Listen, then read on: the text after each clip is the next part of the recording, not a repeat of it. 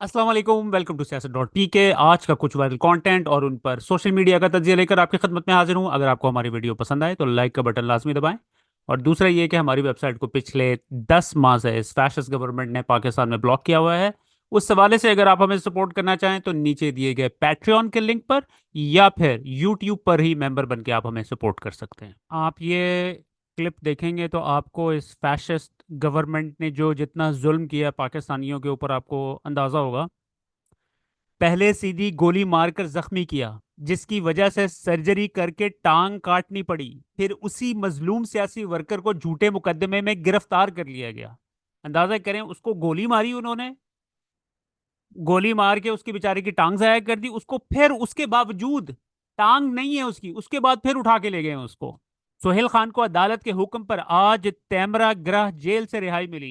Imported हुकूमत ने तहरीक इंसाफ के कारकुनान पर जुल्म व जबर, फिरौनियत और फस्तायत की इंतहा कर दी, लेकिन वो अपने नजरिए पर डट कर खड़े रहे। what a guy man, can you imagine के what he went through। उसके बावजूद डट के खड़ा हुआ है वो बंदा। ये रियल हीरोज हैं, ये अली जैदी और ये इस तरह के जो लोग हैं ना, ये जो कराची में और ये ऊपर मेन लीडरशिप थी, अ, असद उमर जैसे लोग जो कि ऐसे चुटकी बचा के उन्होंने अपनी प्रेस कॉन्फ्रेंसेस की और गायब हो गए। और ये लोग जिन्होंने अपनी जिंदगी दाव के ऊपर लगा दी है वो अभी तक खड़े हुए हैं। ये असल हीरोज है पाकिस्तान के, पीटीआई के। इन लोगों को अब ऊपर लेके आना चाहिए। इमरान खान ने जब पार्टी जब उसने अपनी गवर्नमेंट बनाई है तो सारे इधर उधर से लोगों को इकट्ठा करके, जो कि ऑलरेडी पहली दूसरी पार्टीज के अंदर एग्जिस्ट करते थे, उनको उठा के ऊपर लेके आए। जो लोग उनके लिए खड़े होते हैं वो फिर साइड लाइन हो गए थे। होपफुली इमरान खान ने अपना लेसन लर्न कर लिया और अब इस किस्म के लोगों को ऊपर लेके आएंगे। हम देखेंगे,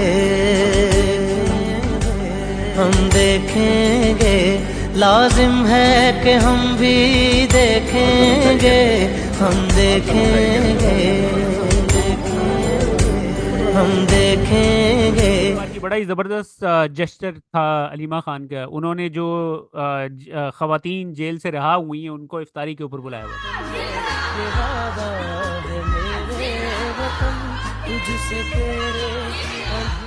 ये एक और बड़ी हौलनाक किस्म की ट्वीट मेरी नज़रों से गुजरी थी, मैंने कहा मैं आप लोगों के सामने रखता हूँ। अली मलिक साहब कहते हैं, चलें दो बातें बता देते हैं। खवातीन को जब फ्रेंजिक के लिए ले जाते थे तो बंद कमरे में कोई पुलिस वाला नहीं होता था। सिविल कपड़ों में कंपनी के 3 लोग अकेली खातून के साथ मौजूद होते थे। इनका दुपट्टा उतरवाया जाता था और उन्हें वहां वॉक करने के लिए कहा जाता था। इसकी वीडियो ब्रिगेडियर को भी भेजी जाती थी। एटीसी अदालत में जब पेशी हुई, एक कर्नल बैठा जज साहब की मावनत के लिए इनकी निगरानी करता होता था। इस सब की कीमत एक ही थी कि इमरान खान के खिलाफ बयान हल्फी पर दस्तखत करके एक वीडियो पैगाम जारी कर दें। कंपनी के ये जवान जानवरों से भी बदतर हैं। इसके अलावा बहुत कुछ ऐसा है जो अभी नहीं बताया जा सकता। Can you imagine this.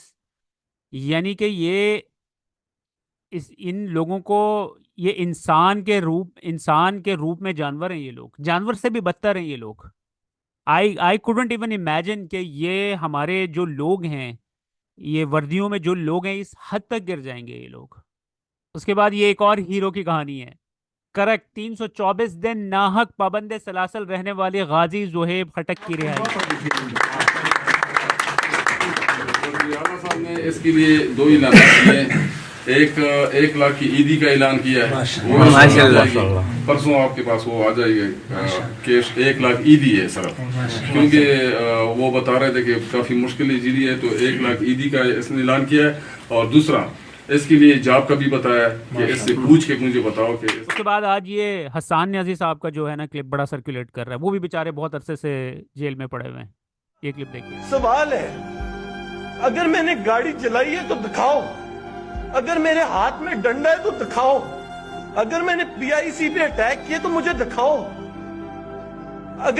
अगर मैंने किसी को इंसाइट किया, मैंने लीड किया क्राउड को, तो मुझे कुछ तो सबूत दो। मेरे कपड़े उतार के आपने दुनिया के आगे रख दिए, दुनिया के कोने कोने में खबर गई।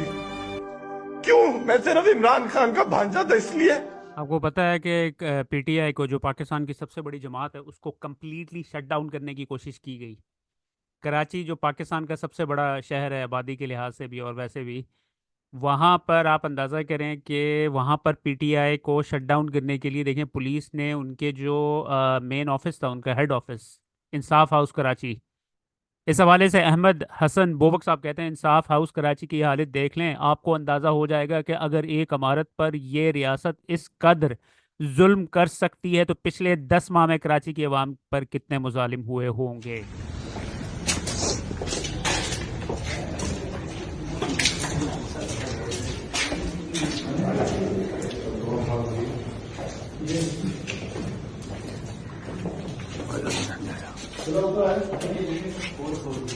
हाँ बेटा, सब कुछ थोड़ा थोड़ा आज ऊपर दोबारा छोड़ थोड़ा खानो पीने भेजो पलरा न तय समझो था ना, ऐसा जमा था एक वडू में जाता था शाक खुदा ऐसा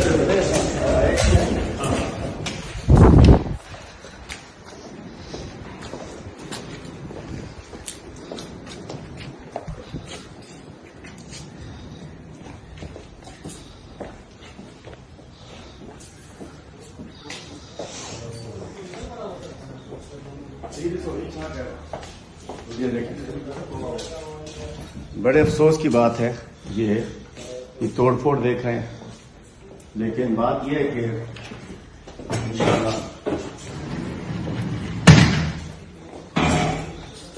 ये टूट फूट से कुछ नहीं हो सकता। ये पूरी कौम के दिल में है, हमारे दिल में है। इंशाल्लाह इंशाल्लाह ये कुछ नहीं हो सकता इंशाल्लाह। आप फैशिज्म की इंतहा देखें कि पुलिस को ये जो गवर्नमेंट है, फैशिस्ट गवर्नमेंट है, ये अपने मकासद के लिए इस्तेमाल करती है। वहाँ पर ये देखें, पीटीआई के लोग वहाँ पर बैठे ही थे, पीछे से वहाँ पर पुलिस ने वहाँ पर पहुँच गई है। ये नहीं कि अब इनका पुलिस का क्या काम है कि इस तरीके से ये ऑफिसेज के अंदर घुसे। वहाँ पर कोई क्रिमिनल्स बैठे हुए हैं, पॉलिटिकल वर्कर्स बैठे हुए हैं वहाँ पर। आप सर थोड़ा ये हम जो ना मीटिंग चल रही है, फिर हम आते हैं बाहर, आप आ रहे हैं, बात करें, आप बाहर आ जाए। आप बता दें क्या इशू है। उसके बाद बहुत सारे लोग रिपोर्ट कर रहे हैं। मैं इस्लामाबाद में, रावलपिंडी में काफ़ी लोगों को जानता हूँ। तो अब इतनी कॉमन है, ये लोग जो है ना बड़े डरते हुए निकल, जैसे कराची में सूरत हाल थी ना, और है अभी भी, ऑब्वियसली कराची में और भी ज़्यादा वर्स्ट हुई हुई है सिचुएशन। अब वही चीज़ें कैपिटल सिटी के अंदर आना, कैपिटल सिटी जहाँ पर इतनी सख्त सिक्योरिटी है, हर जगह पे कैमरे लगे हुए हैं, सब कुछ होने के बावजूद, अब आपने जब मिडिल क्लास को ख़त्म कर दिया है, 65% आबादी 27 साल से कम नौजवानों की है, उनके पास ना जॉब के जराए हैं, ना उसके बाद इन्फ्लेशन इतनी इतनी इंतहा की है कि आपके पास खाने के लाले पड़े हुए हैं आपको। वहाँ पर फिर ये डकैतियाँ ही होनी है ना, और ये चीज़ें जो सिविल वॉर्स जो हैं वो इसी तरीके से स्टार्ट होती हैं। जब आप मुल्क के ऊपर कब्जा कर लेते हैं, मुल्क को तबाही के दहाने के ऊपर पहुंचा देते हैं, तो फिर यही सूरत हाल होती है। ये जीशान यूसुफ जई साहब ने एक ट्वीट शेयर की है, कहते हैं इस्लामाबाद में डकैती की अनोखी वारदात, डाकू ने 5 दोस्तों से मोबाइल फ़ोन छीन लिए, जाते जाते जाते एक डाकू को एक नौजवान की कीमती शूज़ पसंद आ गए, वो भी उतरवा कर साथ ले गया। उसके बाद अब आप ये देखें, ये पिंडी के इलाके अफशां कॉलोनी का ये क्लिप है, ठीक है। अब ये देखें, ये बंदा आया है इधर, ठीक है। आई डोंट नो कि मैं इसको प्ले कर सकता हूँ या नहीं कर सकता हूँ, क्योंकि इसमें थोड़ा सा वायलेंस वगैरह भी है, ठीक है। अब आप ये देखिएगा, इसने इसे पैसे निकलवाए, लेकिन जो दुकानदार था ना, उन्हें अब समझ कि वहां पे लोगों ने गने रखना स्टार्ट कर दिए लोगों ने, ये दुकानदार ने अपने पास गन रखी हुई थी और ये रेडी था। अब ये बंदा जो है ना,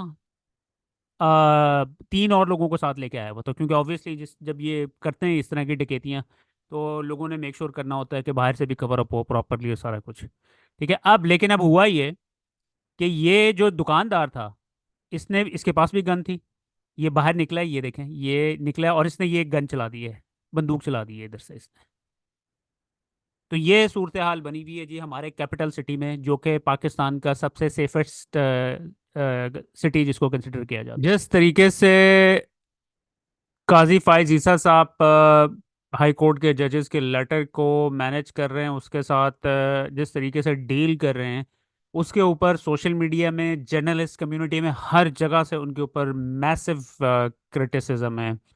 जस्टिस रिटायर मर्केंट साहब जो हैं वो बड़े क्लोजली इन चीज़ों को फॉलो कर रहे हैं और वो ऑब्जर्व कर रहे हैं, यानी कि बहुत ही अनयूजुअल चीज़ें हो रही हैं पाकिस्तान में। हमारे जो काजी फायज ईसा साहब है, हमारे जो जस्टिस चीफ जस्टिस हैं, वो ऐसे ऐसे मजहका खेज चीज़ें हरकतें कर रहे हैं। लोगों के साथ जुल्म की इंतहा हो गई है। 20,000 लोगों को इन्होंने उठा के जेलों में बंद कर दिया है बगैर किसी वजह के। उसके ऊपर नोटिस लेने के बजाय वो 50-50 साल पुराने केसेस को उठा के उसके ऊपर उसके उसके ऊपर नोटिस ले रहे हैं। और इस बात को जस्टिस रिटायर्ड मर्कंट काटजू साहब ने भी इसको नोटिस किया, तो वो कहते हैं चीफ जस्टिस काजी फायज ईसा को मुर्दा लोगों के केसेस में दिलचस्पी है, जिंदा लोगों के केसेस में नहीं है। उसके बाद इमरान रियाज खान साहब कहते हैं काजी फायज ईसा साहब के बल्ला वापस लेने वाले फैसले की वजह से तहरीक इंसाफ की मखसूस नशिस्तें दूसरी जमातों को मिली और 2/3 अक्सरियत का इम्कान पैदा हुआ। बाकी नंबर तहरीक इंसाफ की नशिस्तें छीन कर पूरा किया जा रहा है। अब काजी साहब की मुद्दत में तोसी की खबर से साबित हो रहा है कि मुश्तरका मफादात के हसूल में सारा खेल चल रहा है। और उसके बाद असद तूर साहब, जिनसे जो है ना बहुत घबराते हैं काजी फायजी से साहब, आपको याद होगा कि वो थोड़ा सा क्रिटिसिज्म करते हैं तो वो उनको उठा के ले गए थे पहले, इसी वजह से उठा के लेके गए थे। तो वो असद तूर साहब कहते हैं जिस तरह इमरान खान को सजाएं दिलवाई गई, काजी फायज ने लोगों को बहुत मायूस किया। काजी फायज के अंडर अदालतें सियासी इंजीनियरिंग के लिए इस्तेमाल हो रही हैं। इसी हवाले से नेमेसिस की आईडी है ट्विटर के ऊपर, उन्होंने बड़ी इंटरेस्टिंग बात की। वो कहते हैं हाफिज साहब अब सिर्फ 1.5 साल के मेहमान हैं। नवाज शरीफ अगले आर्मी चीफ के लिए मैदान सजा रहा है। चीफ जस्टिस की जरूरत सिर्फ 2 बार होती है, एक बार इलेक्शन के दौरान और एक बार आर्मी चीफ की तकर्री के दौरान। नवाज शरीफ जानता है कि हाफिज मरियम को वजीर आजम नहीं बनने देगा, इसलिए वो एक और जनरल के साथ मिलकर लंदन प्लान बनाएगा। नवाज जानता है कि तौसीन ना मिलने पर हाफिज हुकूमत गिरा सकता है, लिहाजा काजी काजी फ्राडिया कह रहे हैं काजी फायज ईसा को, काजी फायज ईसा को नवंबर 2025 तक तौसी दिलवाई जाएगी ताकि नवाज शरीफ अपना अगला आर्मी चीफ मुकर्रर कर सके। इस हवाले से नियाजुल्लाह नियाजी साहब का एक ये क्लिप जो है सोशल मीडिया पे सर्कुलेट कर रहा है, ये देखिए। आपने देख लिया है कि इस्लामाबाद हाई कोर्ट के चीफ जस्टिस आमिर फारूक और उसके बाद ये खत जाता है चीफ जस्टिस ऑफ पाकिस्तान काजी फैसा के पास, तो इसके ऊपर क्या एक्शन लिया गया है? क्या आईन पाकिस्तान इंडिपेंडेंट जुडिशरी का तहफ़्फ़ुज़ नहीं देता? क्या इन दोनों chief justice of Pakistan and chief justice of Islamabad high court इस आईन की हलफ की पासदारी की है? लिहाजा इस खत की रोशनी में जब आईन पाकिस्तान मफलूज हो चुका है, ये किसी एक पार्टी का सवाल नहीं है, ये 25 करोड़ अवाम का सवाल है, ये आईन पाकिस्तान का सवाल है, जहां आजाद अदलिया का कंसेप्ट गारंटी देता है आईन पाकिस्तान। तो हमारी ये डिमांड है कि जिस तरीके से 2 साल से जंगल का कानून नाफिज है, हम चीफ जस्टिस ऑफ पाकिस्तान काजी फैज ईसा और chief justice Islamabad high court से फिल फॉर इस्तीफे का मुतालबा करते हैं। क्योंकि आपने देख लिया कि जिस तरीके से अदालत ने केसेस चलाए तोशाखाना और दूसरे केसेस जो चलाए जो इमरान खान के खिलाफ थे, जो रूल ऑफ लॉ की बात, हमारी जंग रूल ऑफ लॉ की जंग है, आप मीडिया की जंग रूल ऑफ लॉ की जंग है, हमारी 25 करोड़ अवाम की जंग है। क्या 45 फॉर्म पे बनने वाला चीफ प्राइम मिनिस्टर उसको बुला के इंक्वायरी के लिए कहा जाता है और एक रिटायर्ड जज को उस इंक्वायरी के लिए मुकर्रर किया जाता है? क्या इस्लामाबाद हाई कोर्ट के जजेस, जो आजाद अदलिया के जजेस ने जो कंसेप्ट दिया है, जो खत लिखा है, उसकी रोशनी में हमारे 2 सवाल हैं कि उस हलफ के तहत न आमिर फारूक साहब चीफ जस्टिस इस्लामाबाद रह सकते हैं, न chief justice of Pakistan. Chief justice of Pakistan का रोल मेरे दोस्त ने बताया है, उस केस में मैं मौजूद था। क्या आपने इंटेंशनली हमसे बल्ले का सिंबल नहीं छीना और उस छीन के आपने बल्ले का सिंबल छीना और उस पार्टी के हाथ बांध के आपने इलेक्शन में धकेल दिया? उसके बावजूद भी एक पार्टी इलेक्शन में जीत गई, लेकिन आप उस पार्टी को लेके आ गए जिसके पास मैंडेट ही नहीं है। इसी वजह से इमरान खान कहता है कि अगर आईएमएफ को खत लिखता है तो इसी वजह से कहता है कि एक पार्टी जिसके पास मैंडेट ही नहीं है, स्टोलन मैंडेट लेके पार्टी बैठी है, वो कौन से मुआहदे करने जा रही है? जो पार्टी जीती है वो इलेक्शन से बाहर है। लास्ट जो मैं आपको कह रहा हूं, क्योंकि हमने पहले भी अदलिया की तहरीक में भरपूर हिस्सा लिया है, अब हमारी प्रेस कॉन्फ्रेंसों का वक्त गुजर गया है। हम इंशाल्लाह मूवमेंट की तरफ जा रहे हैं। हम पूरी पाकिस्तानी कौम को लीड करेंगे, क्योंकि आईन का आर्टिकल 16, 17 हमें राइट देता है कि हम अपने राइट्स के लिए पीसफुल प्रोटेस्ट कर सकते हैं। हमारी पार्टी ने 96 से लेके आज तक जितने प्रोटेस्ट किए हैं, आप देखें गमला तक नहीं टूटा। इंशाल्लाह हम ये प्रोटेस्ट करेंगे और इस प्रोटेस्ट को हम लॉन्च करेंगे, सुप्रीम कोर्ट के दरवाजे पे भी जाएंगे, हाई कोर्ट के सामने भी जाएंगे, डी चौक भी जाएंगे, क्योंकि ये हमारा राइट है और हमारा पीसफुल राइट कोई नहीं छीन सकता। और पूरे मुल्क में हमने कल खान साहब ने पूरे मुल्क में सब कुछ है, बुखला की मीटिंग चल रही है, बस मैं बताता हूँ। एक जब बात कर रहे हैं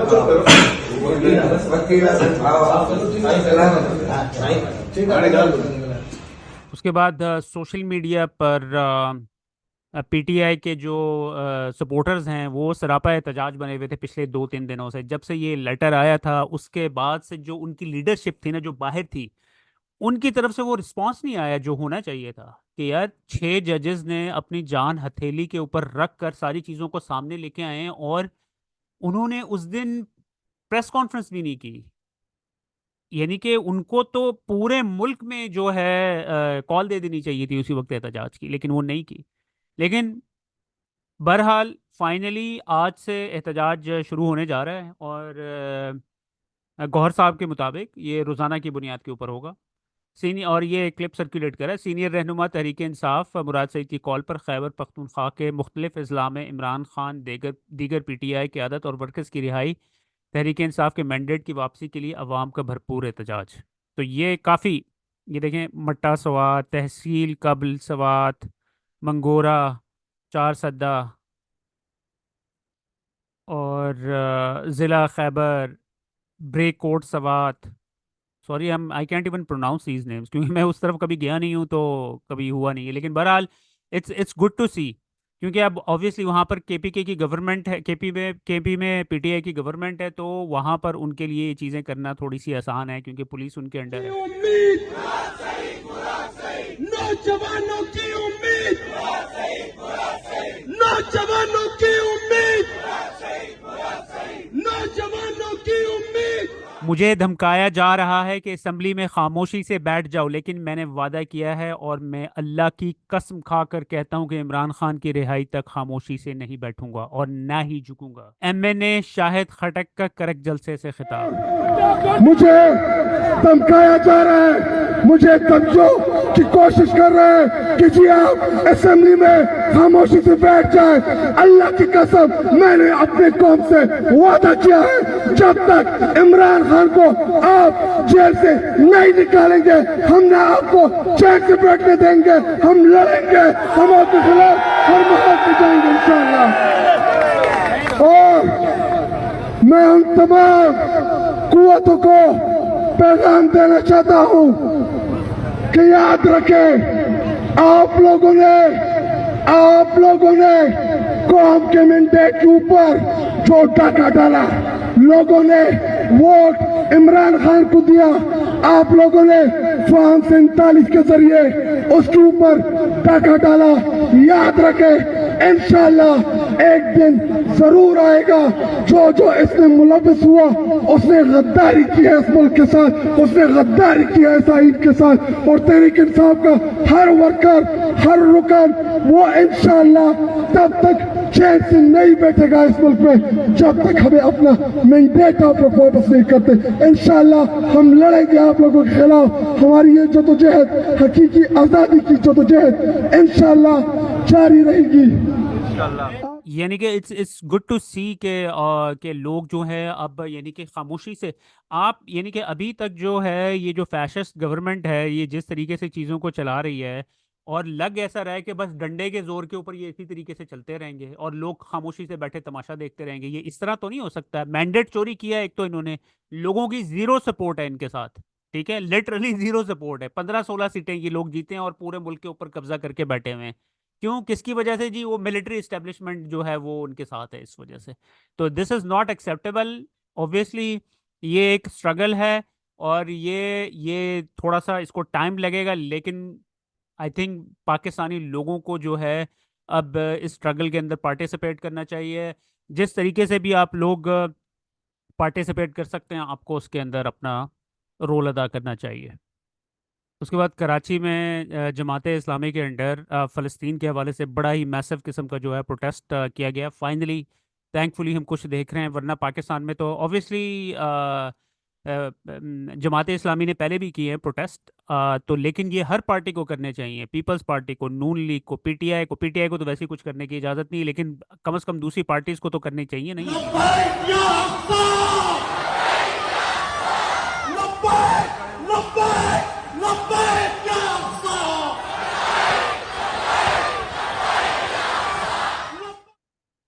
उसके बाद ये एक ब्रूस रिडल, साबका CIA director for south Asian affairs, इनका एक ये क्लिप जो है ना सोशल मीडिया के ऊपर सर्कुलेट कर रहा है। कहते हैं हम पाकिस्तानी फौज को रिश्वत देकर वो काम करवाते हैं जो हम चाहते हैं।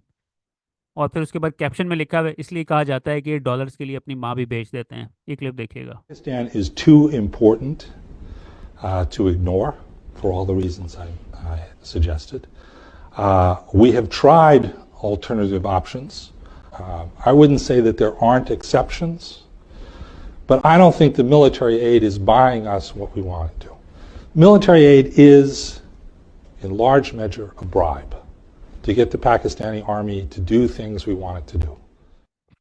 उसके बाद एक ये वाला जो क्लिप है ना, ये सर्कुलेट कर रहा था सोशल मीडिया के ऊपर कि जी जो हमारे ऊपर जो इस्टेब्लिशमेंट बैठी हुई है ना, वो चाहते हैं कि हम ना इस तरीके से बिहेव करें।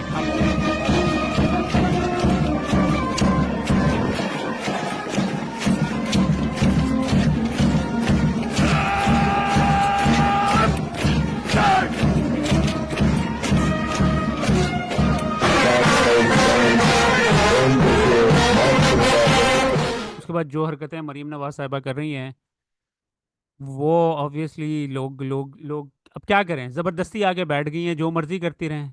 एक ही शहर में थोड़े से फासले के बाद 3 ऑफिसेज माशाल्लाह से उन्होंने कर दिया है। उसके बाद कल आपको बताया था कि वो शहबाज शरीफ ने जो अपना ऑफिस बनाया है उधर लाहौर में मॉडल टाउन में, उसके ऊपर सिर्फ सिक्योरिटी के ऊपर 12 करोड़ का खर्चा आएगा, वो उन्होंने अप्रूव करवाया है। कहाँ से करवाया जी? हमारे टैक्सेस के पैसे से। मिडिल क्लास ख़त्म हो गई है, लोगों को खाने के लाले हैं, लेकिन वो अपनी सिक्योरिटी कैमरे के लिए पता नहीं किसको कॉन्ट्रैक्ट देंगे। वो बाजवा साहब क्या कहते थे कि ये भाई कमीशन खाने वाला है, 45% कमीशन खाता है ये बंदा हर चीज़ में से। तो अब आप अंदाज़ा कर लें कि कितने का खर्चा होगा और ये कितने पैसे खाए जाएंगे। इसकी ज़रूरत भी है या नहीं है? पुराने शायद सिस्टम चला रहे हो, लेकिन ये जी कैमरे इन्होंने दोबारा नए इंस्टॉल कर। लाहौर में वजीर आला पंजाब के लिए कितने ऑफिस? मरियम नवाज के शहाना अंदाज अवाम पर भारी पड़ गए।